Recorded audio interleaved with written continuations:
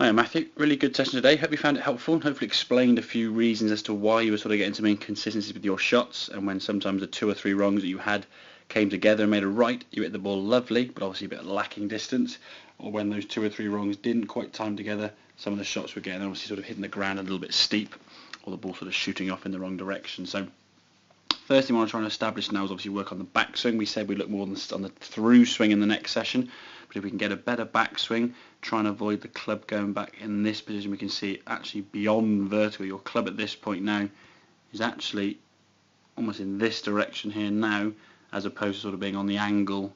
It should be on towards the golf ball. So a very, very steep swing, and the arms then going very much behind you, getting yourself very, very stuck. So you can see a bit of a drop down there with the spine. So from this position here now, the only way you can really get the golf club back to the ball is to start rising up. As we said when you came back in the golf ball, your head didn't lift up, just your spine angle and body adjusted to compensate for that backswing position to get yourself back to target. As we see that sort of jumping up out the shot there, getting a bit of weight now, heels sort of coming off the ground. If we overdid that, we'd often top the golf ball. If we didn't do it sufficiently enough, we'd just hit the ground behind the golf ball. So again, consistency-wise, it can be very, very difficult. So we're looking for trying to get the sensation out that we're swinging this club up over towards that right shoulder. And I think on this right-hand image here now, we can see sort of better position the club going back a little bit straighter towards the camera, getting that hand a little bit higher. Left arm, as you said, more across your shoulders.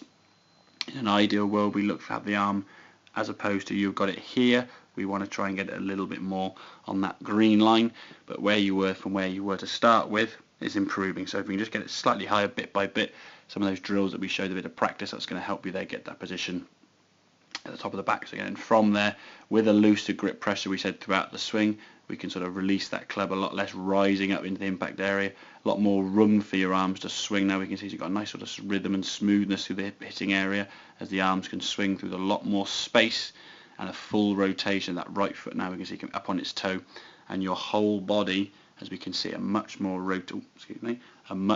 rotated position with the body right the way through to target. So that right hip, that right shoulder, right hip, right knee, all coming around a lot more, as we can see in the case of the ball flight, flying straight down the driving range towards your target. So just improve that backswing, focus on that mainly, a little bit looser grip pressure to start with, and we'll look on the through swing and release the club on the next lesson. So hope that all makes sense. Any questions, please feel free to give me a shout, and I'll see you soon.